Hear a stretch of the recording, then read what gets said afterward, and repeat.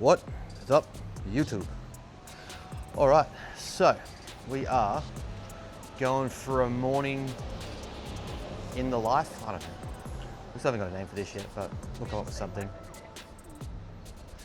But anyway, we are 7 weeks out from show now. Fortunately for you guys, a little bit different today. I have a high day. We'll go through updates and whatnot, but Chris has modified my food. So we are doing 5 low days, 2 high days. Carbs came down 15 grams for the low days and up 60 grams on the 2 high days. So intentionally to try and put some extra carbs around the training sessions where I'm feeling a bit flatter, and trying to preserve tissue on the certain areas that I need to fill out, so or keep full. So back day today, and I'll do it on leg day tomorrow. But yeah, so a little bit of a variation to normal food. Otherwise, I've been eating the same thing now for about 6 months, which is exciting. What else? We're doing some posing, getting the routine right, usual cardio stuff, getting ready for training, and yeah.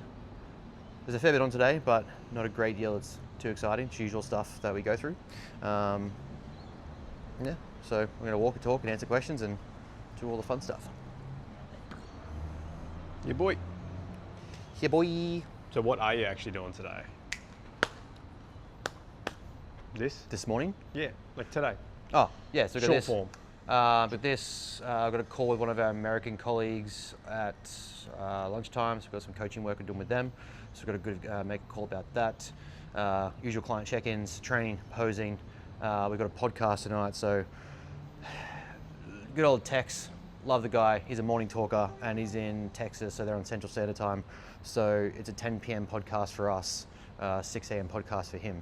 So I will probably get some Z's in today at some point, because then also got to wake up early to train tomorrow because we are back to uni this week and tutorials start at 8 a.m. So we have to train early in the morning, get it out of the way so I can get the rest of the day done tomorrow and get to school. So yeah, we'll probably have to get some sleep today, podcast tonight, and then try and wake up early and get to the gym tomorrow morning. So it all compounds and adds up. This is the content. Hey, I'm just saying, you don't have to make up reasons to bring down LeBron. He brings it down himself. People have to try and find a reason to bring down Michael. Well, we didn't find it. He gave it to us. No, I'm not gonna. What are you prioritizing first when you start your day as a coach? What am I prioritizing first when I start my day as a coach? Bowel movements, hydration, replying to clients. Pretty simple. Most coaches sit on the toilet. Most coaches get up and go to the bathroom. Like, that's where I laugh when people tell me about how busy they are and they don't have time to reply to people. Like, don't be so contactable to your clients and your team, blah, blah, blah. We have apps on our phone to deliberately ensure there is a streamlined pathway of communication. So between bowel movements, hydration, and replying to clients, getting pre-workout ready, getting pre-workout meal set up, and then we go train. It's the same thing every morning, every day. It doesn't change unless it's rest days, and then we go for a walk instead. How quick is that done within your day? How much time does that take? Well, that's usually inside an hour. We're usually on the way to the gym, inside an hour between all of that happening. So, nothing crazy. Don't need some 4-hour mastered morning routine that has 71 action items. Just get up and start your day and do your shit. And how do you decide what needs attention immediately? How do you decide what needs attention immediately? I like a good Eisenhower matrix. Urgent, priority, and I can do it. Urgent, priority, someone else has to do it. Not urgent, but I can do it. Not urgent, but someone else can do it. So understanding delegation priorities and then sort of assessing where those things fit. And then looking at timelines of stuff. So, is there programs due? Is there content that's due? Where in the timeline of our campaign or strategy are we in that I need to get something done or across the line? And then also looking at what my energy capacity is right now. So I prioritized at the start of prep, not just day to day, what's due and what needs to get done, because I know that right now my capacity for getting work finished is pretty low. So I have kind of front loaded a lot of stuff to make sure we stay up to date and stay ahead before prep finishes. Yeah, don't come near me, you gotta stand outside. Don't come near me. Ooh, angles. B-roll. Good baby. Good girl. Come here. Well, pat. You look like you want to pat. She does. And then Oh, nope. Okay. I'll leave you alone. don't worry, guys, it's not you. Did your routine come from coaching, or were you always structured like this? I had undiagnosed structure, I believe. No, I think I figured it out over time. The more stuff I started adding to my workload, the more I had to try and figure out how to maximize my time and get things done. I have a philosophy and approach of trying to find where the limit is and breaking it, and then looking at how I reverse engineer that to kind of handle it. So find the limit, take a step back, lock that in, do it again, so on and so on. So it's just refined over time and gotten to where it needs to be. I think that it's allowed us to get everything that we get done and keep everything structured and systemized. So for most people, you wouldn't even know that I'm in prep in terms of how we turn work around and get things done, post put up, content put up, stuff like this, filmed and recorded. And that just comes from a long time of getting our system in place that actually works and allows us to do the job. Do you use walks to decompress, or are you still thinking about work? I think it can be both, depends on what's happening that day. If there's client issues or stuff I've got to deal with, but I still got to get my steps in, there's always that stuff ringing in the back of my mind. Clients will always probably sit in the back of my head, to be honest. I should probably use it to decompress and not think about work, but the likelihood of not thinking about work is pretty small, so I would say that's not true. I like long walks on the beach and ice cream, hand holding at sunset. Do you spend more time solving physical problems or mental ones? Oh, I think I spend a lot of time solving mental ones so that people can fix the physical ones. Most people get caught up mentally, preventing them from executing physically. As a coach, you only need to prescribe so many exercises and so many workouts before the job is actually coaching the individual about what they need. And it ends up becoming more about leadership and mentoring than it is just about coaching the program. So if you can get someone out of their own way or out of their own head to get the job done, that will always produce a better outcome physically. They can train harder, they can lock in better, they can be more consistent, more disciplined, execute at a higher level. So I would say it's a lot of what I do is unjumbling a lot of mental problems so that people can get to complete their physical problems. I like that, bro. That was dropping bombs. I'll try. See, why did that dog walk up to her? It didn't walk up to me. Do athletes perform better when they feel part of something bigger?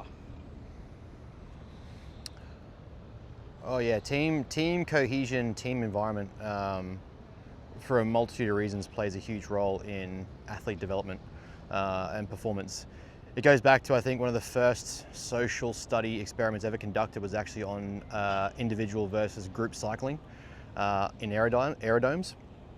And what they found was that athletes that rode individually compared to athletes who rode as a team actually went slower than the team environment. So even though you may not have won in the group, obviously there was a winner and a loser, everyone's times improved when you were surrounded by the people doing the same thing and being competitive and pushing themselves. So what that told us, or started to tell us, is how important group orientation, group goal orientation is to the development and progression of athletes as collective and individuals. So even in the online space, even in physique coaching, things like that, developing some sort of team culture and cohesion towards a goal or an outcome is important to help keep moving as an individual, not just part of the team.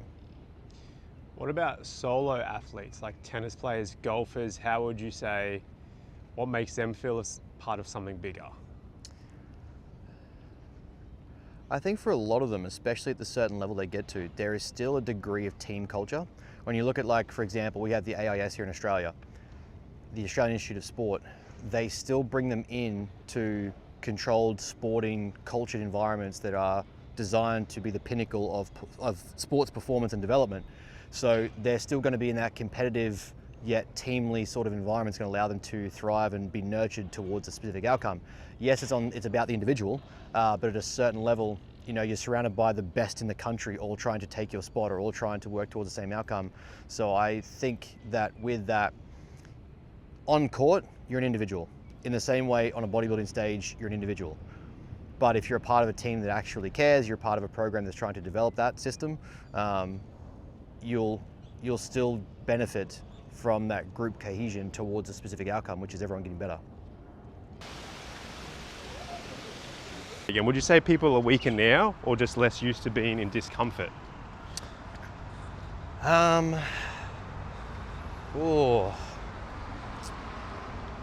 I think the entitlement of modern comforts has made people weaker. I think people have got too used to and expedient on the idea that they get what they want, that the comforts, the utilities, the appliances of current life has enabled them to be weakened and doesn't actually require them to struggle or push themselves to get to where they want to go. So for most people, the comforts of being home, everything's on demand, everything's available. Their phone has everything they need to have on it. Everything's on stream, everything's on demand. There's no patience, it's urgency and immediacy. And that's kind of removed the fact that people actually have to put work in and actually have to strive towards achieving something. It's not just the comforts of home living, it's also just the comfort of life. There's people now that expect they finish a 4-year degree and all of a sudden should have a job or a position or a title that's the reward of someone who's been working for 20 years. They don't want to put in overtime, but then they'll call someone a bootlicker who does and gets the promotion. So I think there's people who conflate being balanced as they should also get the reward of someone who isn't. And the person who puts in the work is more of a bootlicker and ass kisser than deserving of the rewards that they get. And I think that's weakened a lot of the mentality we currently have towards life.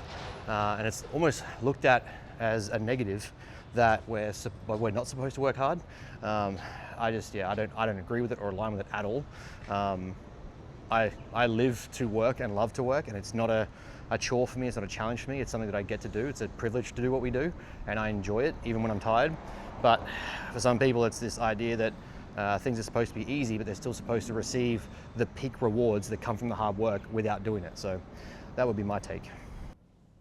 So yeah, that's we're at the stage of prep now where like day to day things are drastically different and changing compared to early stages of prep. You kind of where it'll take weeks to see a noticeable change because we're at the condition we are now and still so far away. It's literally daily. I'll see like a new vein, a new line, a new stage of condition. A couple of days go by and like you look back at photos and be like, holy shit, which is what he just did. So yeah, it's interesting. Like it starts to get really exciting. Like that's the stuff that gives you even more motivation. It's like, oh, I can be better than yesterday. I can be better than yesterday. I can be even better tomorrow. As like daily reinforcement, as opposed to like waiting week to week. Yeah. Would you say that's one of Chris's main priorities, this prep? Or if not that, what's one of his main goals with you? Apart from bringing your best too. I think the biggest thing for Chris is to make sure that I actually get to the condition that I want to see myself in and actually bring that on stage in a competitive lens.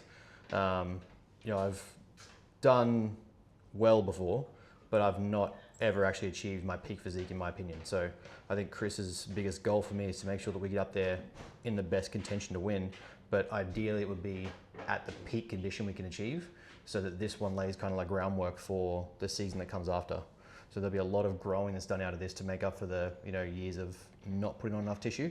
I think the main focus now is obviously this season, but then what springboards from that after we come out of it and get healthy. Before you do that, Oh yeah, I got something for you. we got Brooklyn. You got a 151 pack. Is that good? Or is That's that real gay? good. That's sick. Hold on. We got to get close up.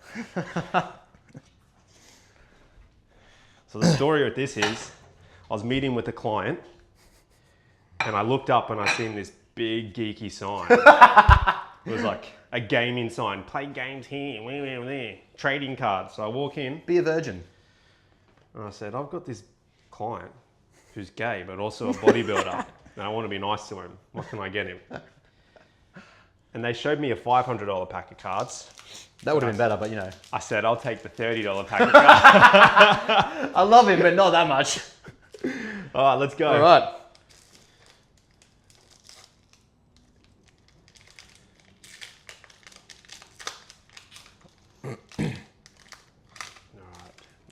right. Truth. So get rid of that thing because no one cares about it. Oh, so you do it upside down, do you? Okay. All right, so we've got Ghastly. And you got to tell us if you have them or not. Okay, so the 151 era that came out is basically a modernized version of the original deck. So you got all the original Pokemon that are in it, and they've just remodified the arts and made them look more current. Oh. So they're cool as shit. Okay. Ooh. Oh.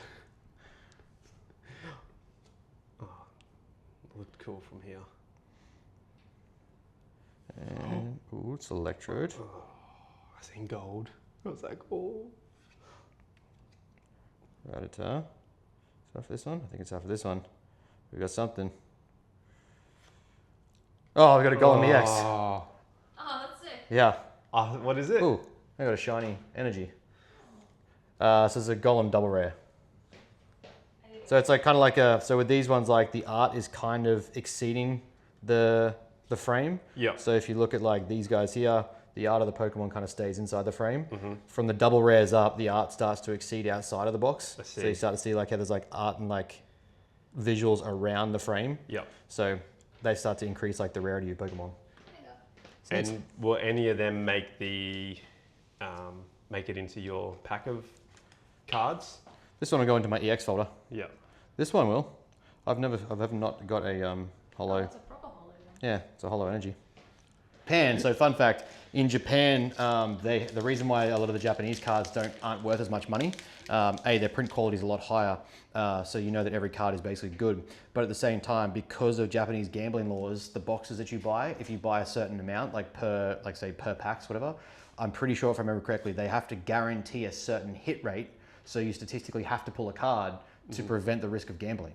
Because when you look at the evaluations now, because the Pokemon cards are exceeding the stock market and their evaluations, how quickly they're progressing, if you basically get into it to make money, it's essentially gambling because you're ripping to buy packs that you don't know what's going to be in it, but you're hoping that you get a rarity at the back end of it that actually produces value. So Japan said, no dice, we don't do gambling. You have to guarantee your buyers that they at least receive something depending on the amount of cards they buy. It is my backyard, it is nice. Wow, wow, wow. Cardio has remained, I think went up one session of 25 minutes since we here last. So 4 times a week at the moment, 25 minutes. Get the heart rate going. Yeah, nothing crazy. I mean, comparatively, again, I had a joke about this with Chris in my check-in last week. Because of how things are moving and what's happening, I'm literally at the point where I feel like this is my first ever prep, where I feel like I'm prepping for the first time because everything about this feels new. I'm at a stage where like my energy is still this high most of the day. I'm crashing a little bit for naps on certain days, but for the most part, it feels like this pretty much all day. Food is still high. I'm well fueled for training. Lifts are progressing out of like supply of energy, not just because I'm like grinding my way through sessions. So yeah, it's all like even like cardio, to the original question. Last prep was like an hour a day on the back end. At this point, it's like 25 minutes, 4 times a week. It's slightly a bit more uncomfortable than being able to speak sort of pace. So yeah, it's very apples and oranges really. If you dropped a modern athlete into an ancient civilization, would they cope? Oh. That's tough. Depending on the sport, you got to understand that a lot of athletes and training environments are very structured and procured to be in a certain way to optimize all outputs and variables to get the best out of them. So would sheer work ethic and determination and athletic ability, mindset enable them to succeed? Or would the comforts that they've been given in order to maximize their specific craft reduce overall resilience to what's required? That's a very it's a heavily weighing question. I think for a lot of athletes from different sports, yes. I think there are some sports where that might not be the case, and there's just too much waiting on hand and foot from people, from teams, from their support teams, that would actually take away from their autonomy and agency, and their, I guess, self-determination back then. Because you also got to look at, no one really cared about sport to the degree they do now, so they would still have to live a normal life and exist in amongst civilization. So yeah, that'd be an interesting one. It'd be a yes for some sports and a definite no for other sports. Okay.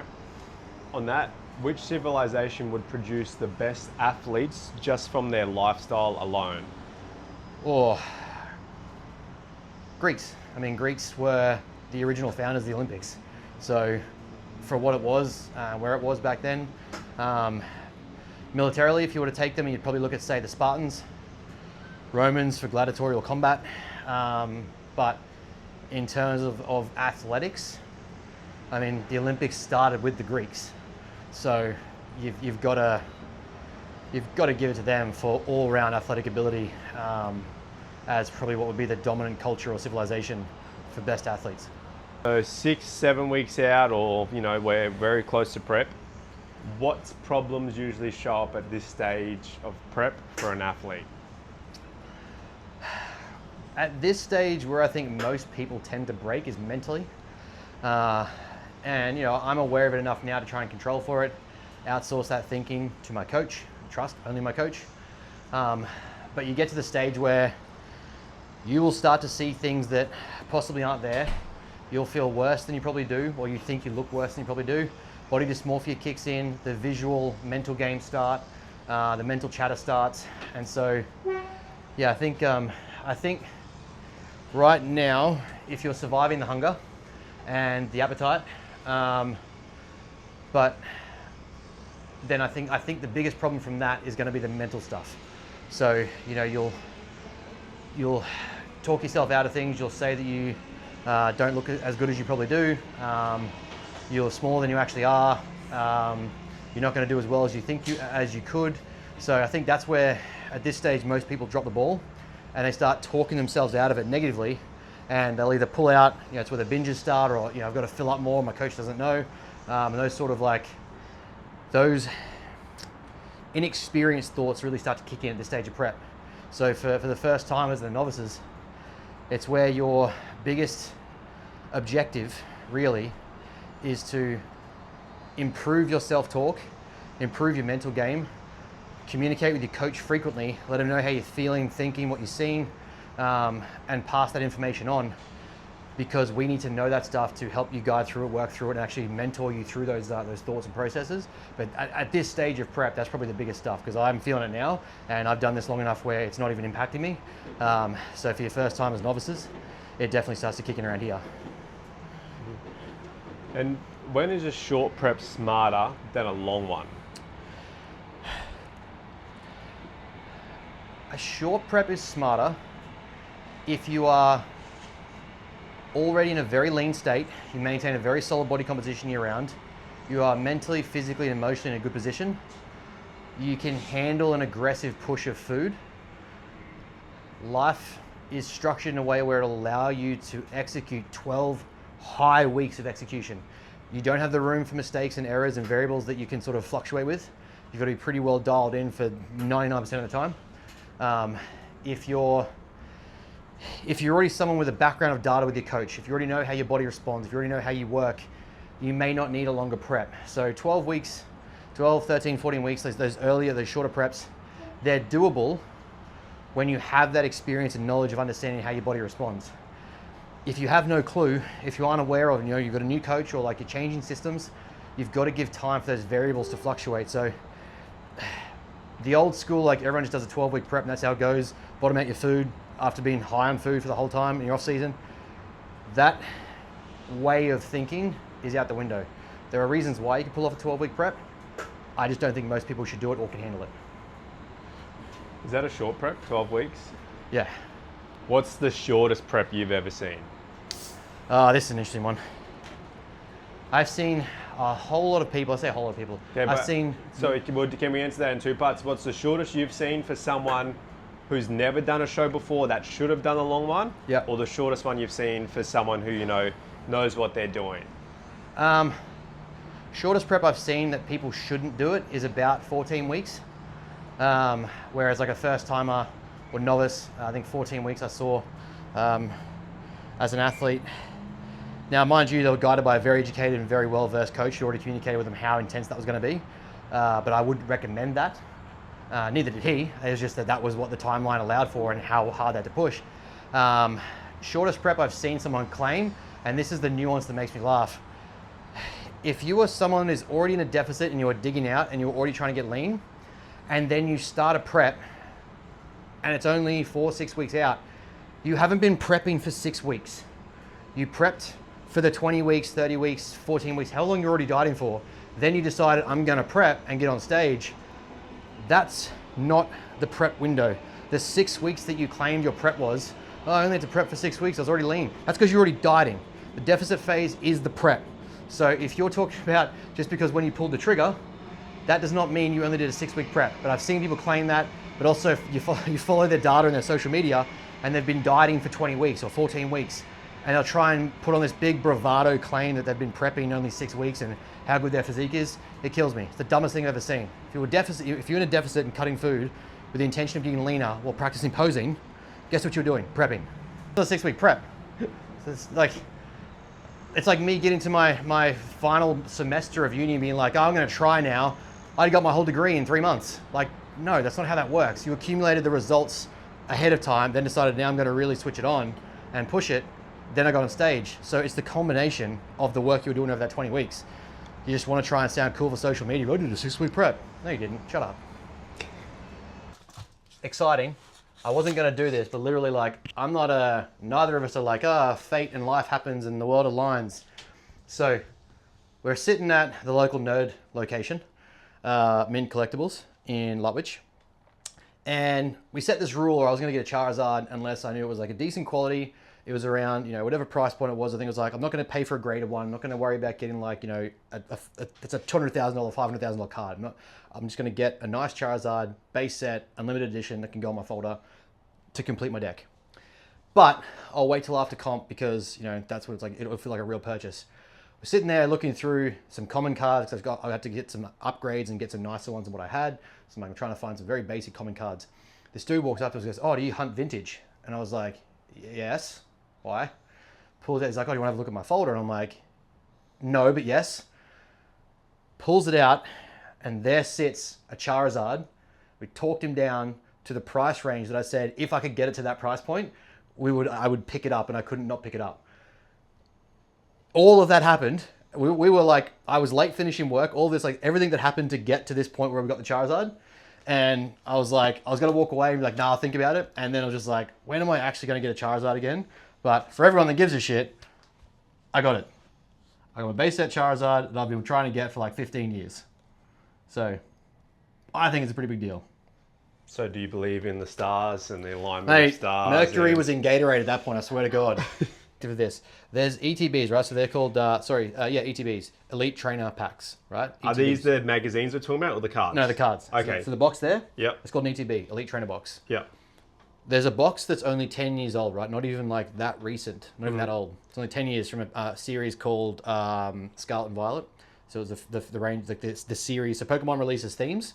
So like this is the Scarlet Violet set, this is the XY set, and then under that they have like different phases or like arcs of that release.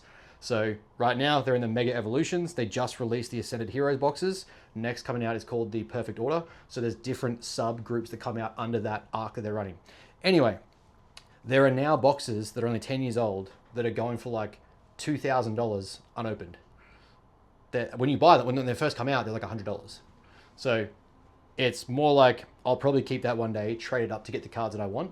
But also just like there's the odd chance in case I do decide to pull it that there's something in there that might be like a good card in there that I want to get. But I keep it sealed.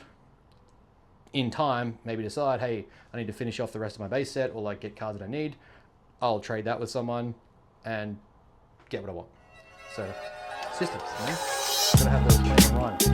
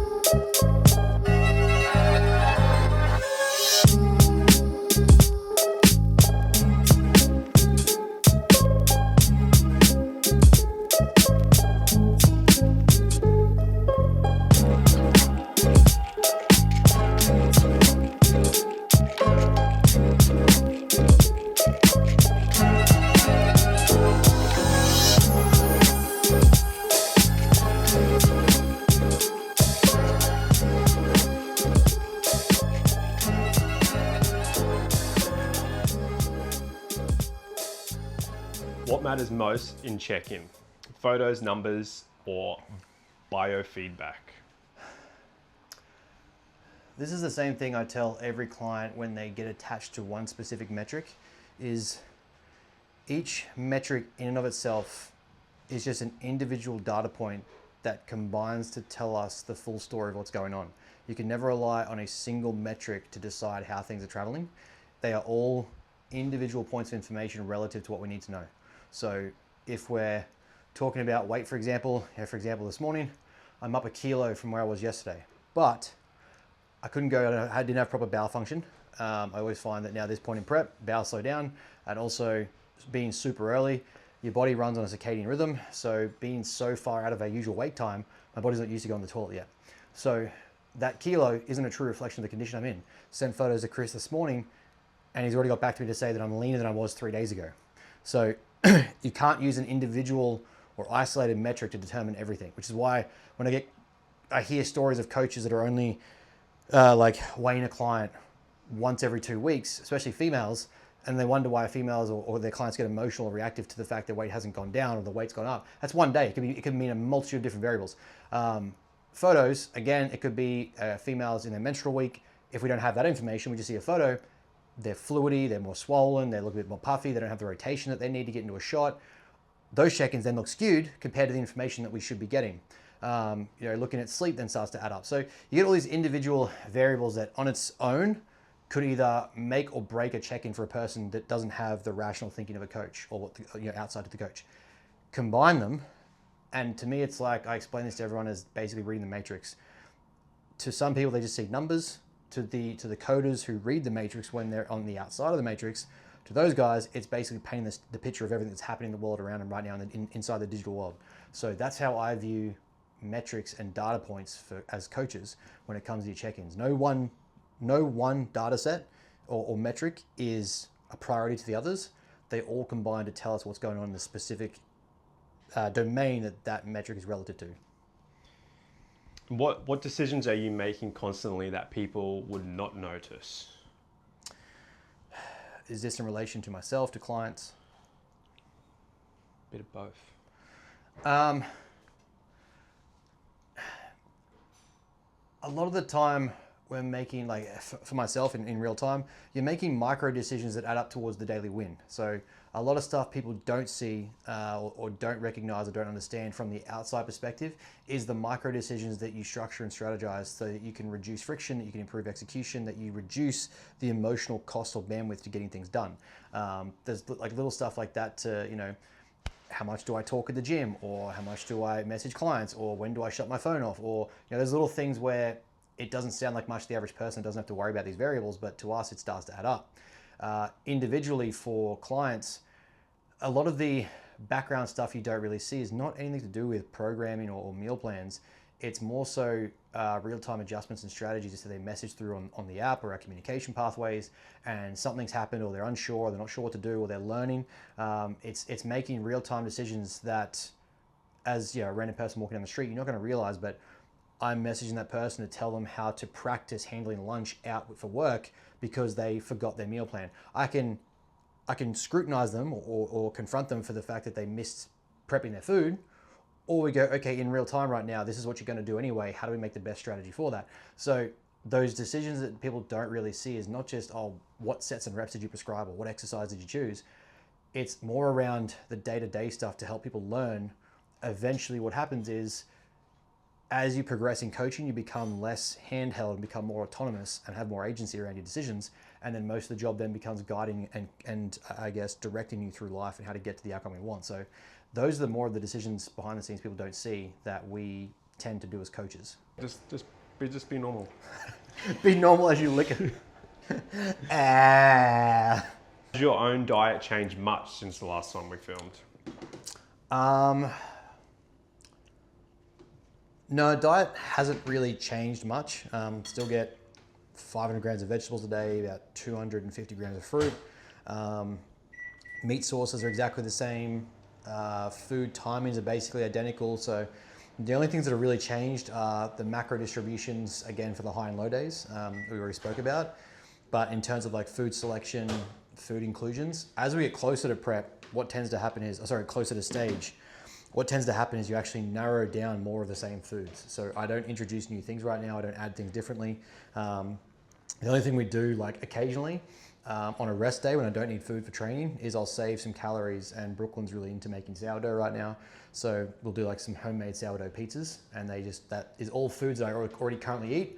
So like lean meats, like it'd be chicken, vegetables like mushrooms, onions, capsicums, spinach, sauces that I already use, and breads that I already include bread for one of my meals anyway. So it's not introducing anything new. It's the context and the texture of adding something slightly different that gives a bit of excitement to your meal plan across the week. But in terms of like food variety, macros, consumption, that sort of thing, on training days, most of it is exactly the same as it was a month ago, give or take the macro distribution. Ooh. Which fictional character would be the worst prep client? Anyone super intelligent but highly arrogant.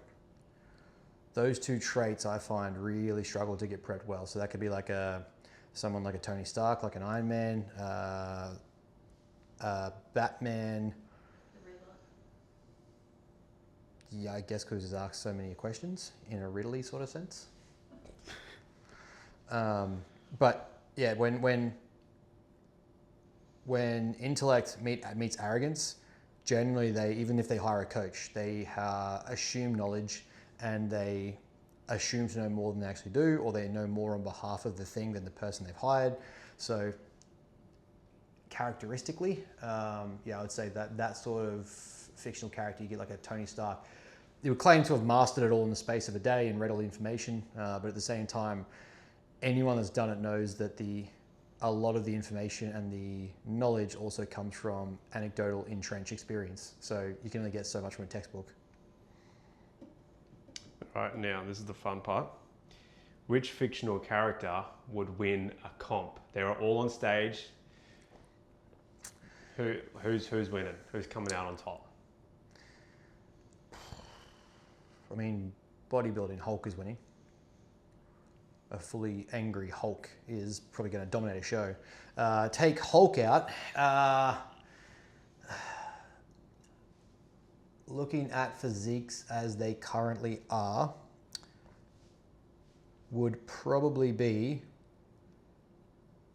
or actually, anyone that knows will know, it would be Super Saiyan 2 Trunks when he beefs up to fight Cell in the Cell Saga. You see how big he gets and the way his muscle bellies pop out and the way he gets when he charges up. Yeah, you're getting Trunks, Super Saiyan 2 against Cell. All right, guys. So that is the morning done.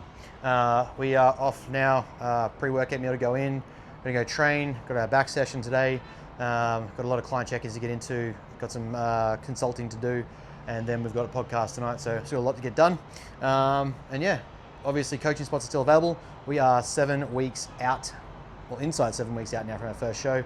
Things are moving, things are starting to get more tired, but at the same time, everything's exactly where Chris wants it to be, so I'm really happy about that. In my head, I'm at the point where I just feel small and flat and washed out. So whatever Chris says, and that's how it's going.